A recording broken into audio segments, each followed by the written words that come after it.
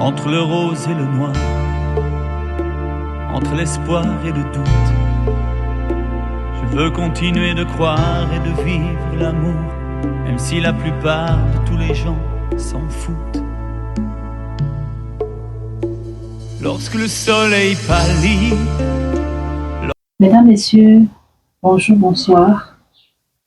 Vous êtes encore la bienvenue aujourd'hui, alors que nous nous apprêtons à écouter un témoignage particulier d'une maman qui nous partagera son histoire.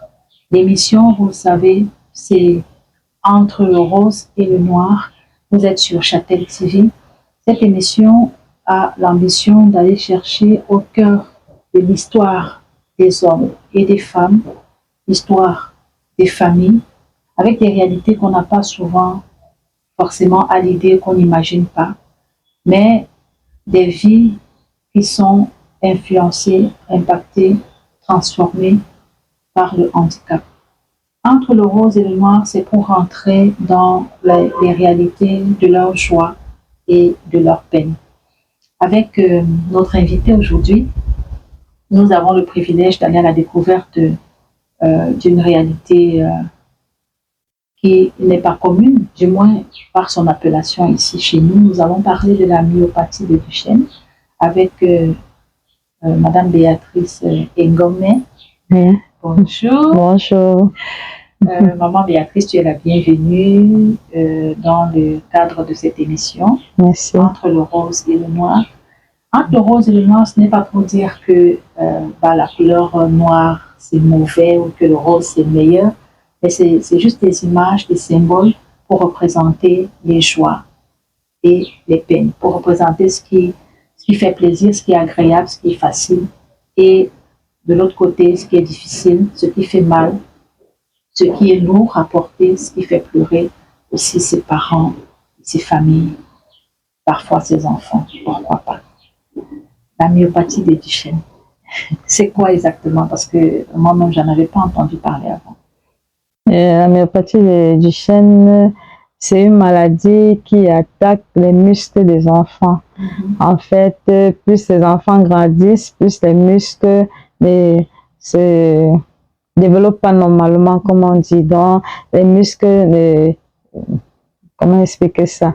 En fait, quand votre enfant a cette maladie, à un moment donné, il marche, après il arrête de marcher et il est sur chaise roulante. Vous demandez pourquoi, vous ne comprenez pas, c'est parce que les muscles ne se développent pas normalement comme un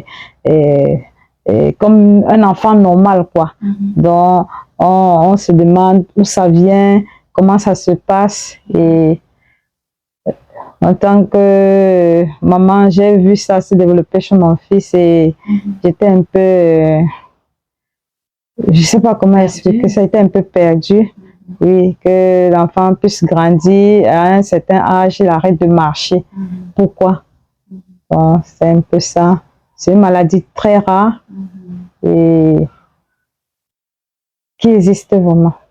Tu as commencé à nous parler de ton fils et justement, j'allais le dire que tu es la maman d'un adolescent, Frank Brian Collins, âgé aujourd'hui de 16 ans, et qui est affecté par cette réalité. Tu me disais tout à l'heure que ça se présente comme une dystrophie musculaire. Oui, c'est la dystrophie musculaire. Et à quel moment est-ce que tu te rends compte qu'il y a un souci en fait? Et en fait, quand l'enfant a commencé à marcher, il marchait bien, mais après un moment, il a commencé à marcher sur les pointes des pieds. Nous, on s'est dit que bon, c'est peut-être une façon de marcher et tout, mais après, quelques temps après, on a constaté que les mollets grossissaient comme, on peut dire, comme les bouteilles de Coca-Cola. Et puis, je me suis dit, peut-être, comme il a commencé les arts martiaux tôt, c'est peut-être ça. Et j'ai arrêté. Mais ça continuait et on est allé voir un médecin qui a dit non, c'est le tendon d'Achille qui ne pousse pas bien, c'est pas qu'il grandit et il est sur les pointes des pieds. Et on demande qu'est-ce qu'il faut faire. Il dit il faut faire une opération. Et là, je me suis dit, ah, si ça va l'aider à ne plus avoir les mollets comme un footballeur et tout, pourquoi pas le faire? Donc, on est allé, on a eu à opérer et tout, mais un an après, on s'est rendu compte que c'était la même chose. Et c'est là que son médecin nous a dit, c'est mieux d'aller voir un neuropédiatre. Alors, et là, ça a été le début d'un parcours pas toujours facile. Pas toujours facile, à gauche, à droite et tout. Et quand on arrive là-bas, le pédiatre nous dit c'est la dystrophie musculaire. Alors, je n'ai jamais entendu parler. Qu'est-ce que c'est? Pourquoi ça? Il dit non, c'est une maladie rare qui n'a pas de traitement, les muscles ne vont pas, les muscles sont atteints et ça ne va pas régénérer normalement et tout. Et après, à un moment donné, je suis désolée madame, c'est ce qu'il me dit, à l'âge de 8 ans, votre enfant, 8 ou 9 ans, il va arrêter de marcher, il sera sur chaise roulante. Et là, il avait quel âge? Et là, il avait 6 ans. Wow. 6 ans. 6 ans et 7 ans. En fait, 6 ans et demi, presque 7 ans quoi. Parce que, donc, c'était un peu ça. Et là, ça a été, là, super. Il m'avait dit ça comme ça et je n'avais pas compris. J'étais tellement mal. Ça m'a fait très mal. C'est quand il m'a dit, je suis désolée, même à un certain âge, ici 20 ans, il risquera de partir. Il faut faire un autre enfant, madame. J'ai dit quoi? Si moi je dois faire un enfant et que je donne il me dit comment ça se passe, il me dit les femmes portent la maladie mais ils ne font pas et ils transmettent ça aux garçons. Non, là, en faisant tes propres recherches après, est-ce que cette idée est confirmée scientifiquement? C'est confirmé, mais il y a aussi les femmes peuvent aussi avoir ça.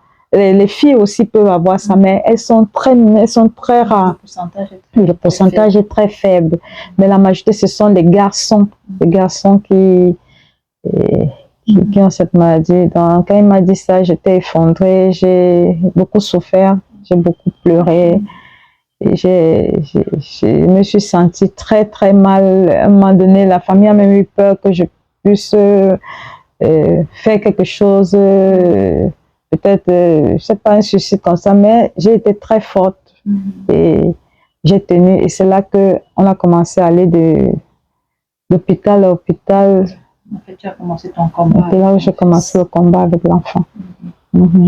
Et il a fait son chemin. Aujourd'hui, sur le plan de la motricité, le pronostic du médecin s'est confirmé, il a arrêté de marcher. Il a arrêté de marcher. Il est en chaise roulante. Mais à la maison, ça se passe comment? À la maison, je fais tout pour lui. Je fais tout pour lui. S'il faut se laver, s'il faut aller aux toilettes, s'il faut... il est grand, mais les muscles sont vraiment... les muscles comment on dit ça? Ne se régénèrent pas normalement. C'est là comme ça, c'est dur, mais on a continué avec pour qu'il puisse avoir les mouvements sur les bras et tout. On est obligé de prendre un kiné. Donc, il a un massage 2 fois par semaine, 1 fois, 2 fois, ça dépend des semaines. Donc, il est suivi par un kiné. Parce que s'il n'était pas suivi par un kiné, je crois que ça sera plus compliqué. Mais c'est ça. Ok, et sur le plan de la parole, est-ce qu'il parle, est-ce qu'il comprend ce qu'on dit, Il parle très bien, il comprend. La preuve, c'est qu'il est au secondaire. Il est au secondaire, oui. On a oublié de le dire, il va en classe de première. Il va en classe de première. Et même du côté de l'école. On va parler de son parcours scolaire tout à l'heure. D'accord. Je voudrais qu'on revienne un peu sur les réalités de votre quotidien. Est-ce que il arrive quand même à se déplacer dans la maison? En chaise roulante, oui, il arrive, mais pas facilement, parce qu'il ne peut pas utiliser facilement ses bras C'est sur la chaise, là, il peut pas facilement utiliser, mais il peut utiliser avec les pieds, en poussant sur les pieds. Mais il ne peut pas, il s'assoit dans son coin, il ne peut pas se lever de là pour aller même à la chaise. Il faut porter pour aller à la chaise roulante, porter pour aller se laver. Et il est sur place. Mais il arrive à tenir les choses, à tenir peut-être, oui, il peut tenir, il ne peut pas boire. Il peut tenir. Si vous l'aidez en soulevant son bras, il tient, et en tenant son bras, et là, il peut boire seul. Il dépose. Il arrive aussi à manger, se bat vraiment pour manger seul, même si c'est pas évident, oui, mais il le fait seul, il mange seul, il boit seul, avec beaucoup de difficultés, mais il a beaucoup de volonté aussi. Justement, j'allais en venir. Comment est-ce qu'il le vit lui-même? Comment est-ce qu'il exprime ce qu'il ressent? Est-ce qu'il exprime d'abord par rapport à cette réalité de sa vie? Qu'est-ce qu'il en dit? Au début, il était frustré, il restait dans son coin, il n'aimait pas aller où il y a les gens et tout. Mais aujourd'hui, il a bien pris ça. Il dit qu'il sait qu'un jour, il sortira de là et il prend ça bien, il en parle même. Et quand ses camarades lui demandent la maladie, ça a commencé comment, il explique. Il explique ce qu'il peut en parler aujourd'hui, alors qu'avant, c'était pas le cas, c'était difficile. Aujourd'hui, il en parle vraiment et il aide même ses camarades en disant que non, si vous voyez un enfant qui marche comme ça, il faut déjà regarder et tout ça. Il en parle. Wow. Tu parles de ses camarades, justement, on constate, je peux constater que tu n'as pas baissé les bras malgré le pronostic qui annonçait que même sur le plan cérébral, ça allait être compliqué. Tu n'as pas voulu le déscolariser. Non. Il a continué à aller à l'école, il a eu son BPC. Il a eu son BPC. Wow. Il a pu avoir son BPC dans ces conditions. Là, il va en classe de première. Comment ça se passe à l'école? Bon, au début, quand cette maladie est arrivée et tout, et on allait dans les hôpitaux, comme je disais tout à l'heure, à gauche, à droite, il a fait 2 ans sans fréquenter. Et je disais, parce que les gens disaient que non, il va aller à l'école, comment encore, machin, truc. Et j'ai dit, ça, il va aller à l'école. Donc 2 ans après, je me suis dit que pourquoi il ne peut pas aller? S'il réfléchit, s'il parle, il va aller. Et je l'ai mis à l'école. Il a continué parce que quand il arrêtait, il allait au cours moyen 1. Et là, j'ai repris au cours moyen 1. On m'a dit, ah, ça sera difficile après 2 ans. J'ai dit, il n'y a pas de problème, on va travailler. La foi d'une mère. Okay. Oh, on a travaillé et l'année là, il a même fait le CEP au cours moyen 1 là. Wow. Et il a réussi. Wow. J'ai dit, ah, il peut aller loin. Il est entré au collège et puis il n'a pu rater. Il a été admis. Oui, parce que cette école avait l'école primaire et le collège. Donc, ils l'ont accepté directement leur collège. Ils étaient étonnés même de voir comment 2 ans après, un enfant peut venir et travailler comme il travaillait jusqu'à avoir. Prendre le train en marche et braver. Et puis, depuis ce jour-là, il n'a plus raté une classe. Il est allé jusqu'à avoir son BPC. Jusqu'à aujourd'hui, il va en première. Donc, avec ses camarades, ça se passe comment? Ça se passe bien. Et ça, c'est rare de voir. C'est comme une famille. Tout le monde l'aide. Tout le monde sait si à un moment donné, l'école était au premier niveau, sa classe était au premier niveau, aux escaliers. Au début, je portais, je montais. Mais après, à un moment donné, je ne faisais plus rien. Donc, quand j'arrivais avec lui, ses camarades l'ont déjà porté. Ils sont allés avec lui en haut, ils prennent son sac, ils s'occupent de lui pour son goûter. Ils font tout pour lui. Au début, il voulait souvent faire pipi. Il avait son truc de pipi dans sa chaise. Les amis, ils faisaient tout pour lui. Donc, j'étais tellement émue, j'étais contente et soulagée. Et à un moment donné, il me disait, maman, c'est bon, hein, tu n'as plus besoin de m'accompagner jusqu'en classe. Ça va. Et je disais, ah, merci Seigneur, tu as donné une autre famille à mon fils. Donc, ses enfants l'aimaient beaucoup. Ses camarades, pas enfants, ses camarades l'ont beaucoup aimé. Ok, et là maintenant, il va en première. Il est dans le même établissement depuis. Est-ce que ce sera encore le cas? Est-ce que... Et il était dans cet établissement, il est resté 6 ans, ça veut dire jusqu'aujourd'hui, mais la dernière fois, le fondateur de l'établissement a décidé autrement. Il a dit, ah, je vais mettre et la classe de première et terminale au 5e étage, il n'y aura plus personne pour pouvoir porter votre enfant, pour l'amener plus haut. Moi, je préfère que ça s'arrête comme ça. J'ai eu mal, mais bon,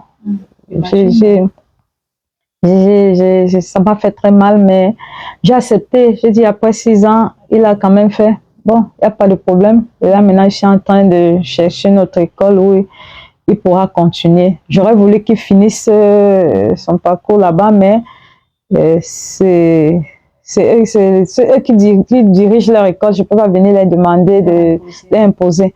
Donc, c'est un peu ça. Non. Ça fait mal, mais c'est vrai, même au début, quand il fallait qu'il reprenne l'école, après 2 ans qu'il était resté à la maison, beaucoup d'écoles m'ont refusé en disant que non, avec son handicap, comment on va faire et comment. Et c'est dur, hein. C'est dur de voir que vous avez un enfant qui veut vraiment aller à l'école, vous voulez qu'il aille à l'école et qu'il y a les portes ne sont pas ouvertes, c'est très dur. Et là, maintenant, ça va se passer comment? Tu es en train de chercher un établissement? Je suis en train de chercher un établissement où il pourra aller, où il sera à l'aise. Parce qu'en même temps aussi, la réalité, c'est que être au 5e étage, c'est pas évident. C'est pas évident, c'est pas évident. Bon, c'est pas évident. C'est vrai, il aurait dû laisser la même classe parce qu'il a fait ça pendant, que ce soit 6e, 5e, 4e, jusqu'en seconde. Il lui-même, il avait dit, il va finir ses études ici. Et ça m'a vraiment surpris de voir que subitement les choses changent. Donc, ça va être un nouveau parcours, une nouvelle étape. Pour lui surtout. Parce qu'il lui reste encore 2 années au secondaire. Surtout pour lui, là-bas, il était déjà habitué, il se sentait déjà en famille et tout. Bon, maintenant, ça sera un nouveau milieu, voilà. Oui. Nos camarades et tout ça. Mais c'est pas toujours évident. C'est pas évident. Mais nous croyons que, par la grâce de Dieu, rien n'est impossible. Rien peut arriver, il se réadapte, il faut déjà qu'il soit accepté. Déjà, il faut qu'il soit accepté, c'est déjà ça. Et une fois qu'il est accepté, il faut qu'il se réadapte vraiment. Mais j'ai confiance, il va le faire. Il est fort. C'est bien d'entendre, de t'entendre parler de la force mentale qu'il a et de voir celle que toi-même tu as aussi. Vraiment beaucoup de courage. Merci. Et qu'est-ce que tu dirais pour sortir? Qu'est-ce que tu dirais à un parent qui est peut-être en train d'observer ces signes-là sur son enfant en bas âge? Qu'est-ce qu'il faut faire? Ce que je dirais aux parents, si vous voyez ce signe-là, essayez d'aller chez un néopédiatre quand vous confirme déjà que c'est éventuellement ça. Et si c'est ça, vraiment, ne négligez pas. Essayez de faire des examens d'abord qui prouvent que c'est ça. Et si c'est ça, ne vous découragez pas, ne vous cachez pas, ne dites pas que l'enfant ne peut pas aller à l'école, tout. Faites le maximum d'efforts pour que l'enfant soit à l'aise, accepte, et puis cherchez les kinés, parce qu'avec un kinésithérapeute, c'est plus facile de travailler les muscles pour que oui, parce que quand elle s'atrophie, ça fait très mal. Ça fait très mal. Quand il était encore jeune, il pleurait beaucoup. Il pleurait beaucoup. À cause de ce que oui, ça peut te donner une crampe qui bloque normalement carrément les pieds de ton enfant, oui, ou bien les mains, hein, c'est pas seulement les pieds, les muscles, c'est tout le corps, hein, c'est tout le corps. Non, c'est un peu ça. Ça doit pas être évident au quotidien. Non, c'est pas évident, c'est pas évident, c'est difficile. Il y avait des moments, pour ne pas vous mentir, il y a des moments où je disais pourquoi je ne veux plus, je suis fatiguée.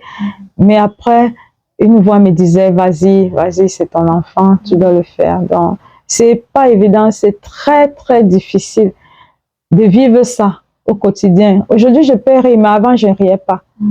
Avant, j'étais en moi, j'ai fait 4 ans, je ne voulais pas voir quelqu'un, je ne parlais pas avec les gens.